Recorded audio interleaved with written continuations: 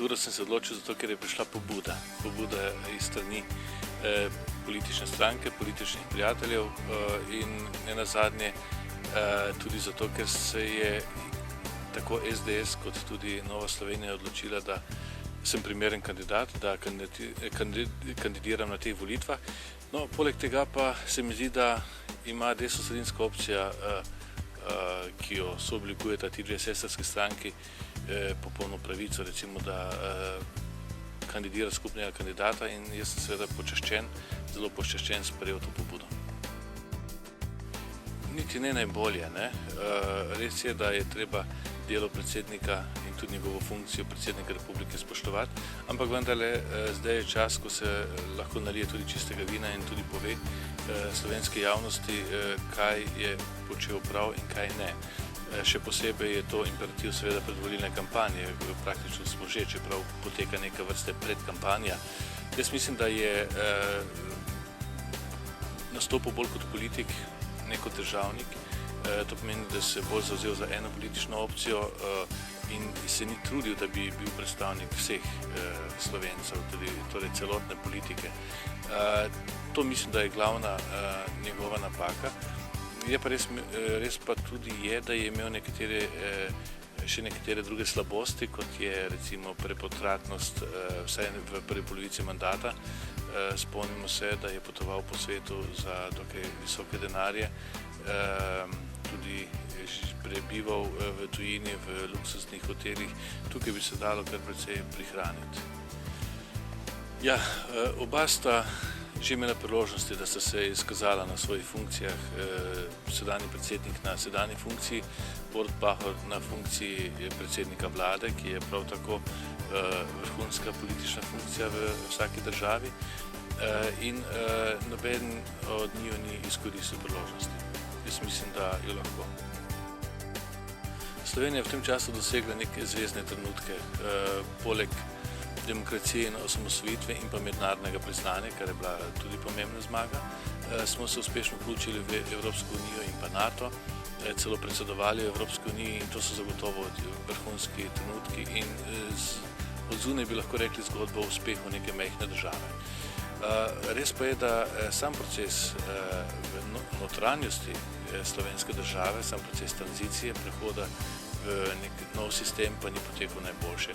Začenši z izvirnim grehom, to je slabe privatizacije, slabega modela privatizacije, bilo je veliko divje privatizacije, kot so takrat izumili nek pojem, in pa tudi reforme v drugih družbenih podsistemih so bile preslabe.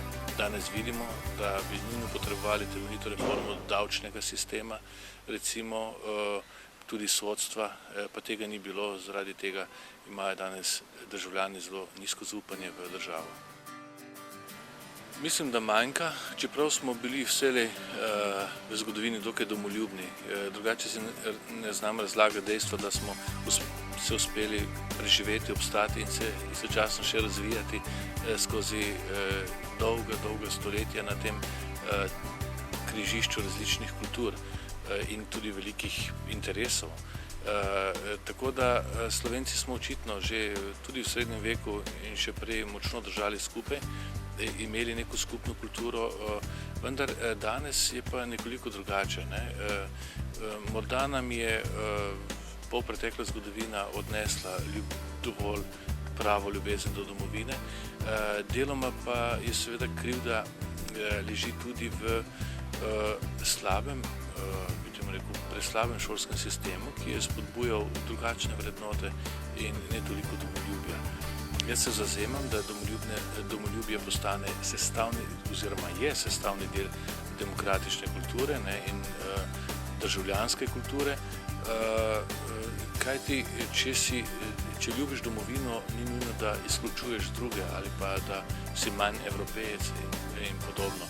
Torej, domoljubje je pristna, prvinska politična vrednota, ki ne bolj zagotavlja recimo obstanek slovenskega naroda tudi v prihodnosti. 21. stoletje bo stoletje kulture in različnih tudi trkov teh kultur in zelo pomembno je, da danes živimo v nekem pravnem okviru Evropske unije, ki temelji na različnosti kulturi, na spoštovanju teh različnosti. Zelo bi bilo nerodno, da bi ta okvir, v katerem sedaj živimo, razpadel in da bi bila kar velika nevarnost, da se nas polasti kdo drug. Še nikoli nismo živeli Slovenci v tako dobrem, tako perspektivnem okolju, kot je Evropska unija, in jaz upam, da bo tako tudi v prihodnje. Morda res, ne? Ampak vendar je treba reči, da krizo ni povzročilo pomanjkanje vrednot pri ljudeh, pri množicah recimo, ampak pri gospodarskem in finančnem menedžmentu, ki je pripeljal do te situacije, ne? Tako da kriviti ljudi, da so krivi za nastalo krizo, tudi zaradi pomanjkanja vrednot ali pa krize vrednot, kot nekateri temu rečejo, se mi ne zdi najboljša razlaga za nastalo situacijo. Jaz celo mislim, da nikoli ne obstaja vrednostni vakuum, neka praznina. Če ni eni vrednot, jo napolnijo druge, so manj demokratične, manj pozitivne vrednote, ne? Tako da vrednote vselej obstajajo kot neke duhovne tvorbe, tudi usmerjajo naše vedenje, naše mišljenje, osmišljanje in tako naprej. In tisto, kar nam manjka ta hip, so demokratične vrednote, ne? In resnično zavzemanje tudi za demokratične inštitucije, ne? In kriza demokracije se pojavi takrat, kadar umanjkajo demokratične vrednote in kadar se pojavi dvom v te inštitucije. In ta hip doživljamo poleg finančne, gospodarske, socialne tudi politično krizo in jaz upam, da bomo čim prej iz nje. Jaz ta koncept zavračam, ne? Predvsem zaradi tega, ker se je ta koncept tako v teoriji in praksi predpostavlja neko zlitje, poenotenje, zlasti enotenje, ne? In Slovenija je postala samostojna država, se je priključila v svobodno družbo Evropske skupnosti, Evropske unije, kjer živi svobodno življenje z drugimi članicami Evropske unije.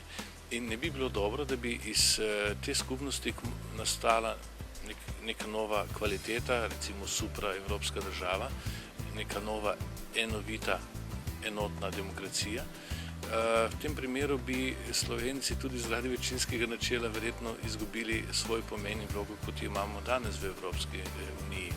Jaz se zavzemam za to, da se v tem spopadu med popolno integracijo, ne, in poenotenje Evropske unije in pa med čisto zvezo držav oblikuje neka sinteza, neko ravnotežje med obema principoma, tako da bo Evropska unija funkcionirala tako na načelo medvladne metode kot tudi skupnostne metode.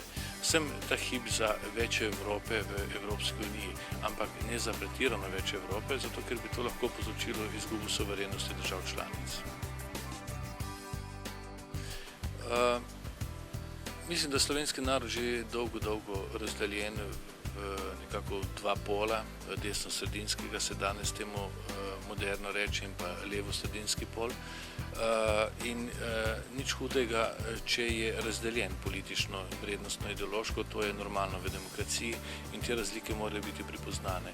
Hudo je, kadar se ti poli ali pa tabori zapirajo v neke lagerje, kjer so močno zaprte družbe, neprehodne in podobno, in kjer se vzpostavlja res radikalna politična cepitev in delitev, kot pravite, ne. V tem primeru ni dobro, ne, ker ne prinašajo ugodnih izplenov. Rezultat je običajno konflikt, ne pa politični dogovor, kar je tudi smisel politike. Problem, s katerim se danes srečuje Evropa, pa tudi Slovenija, je, da so nekoliko bolj ekstremne leve in desne opcije prišle do izraza.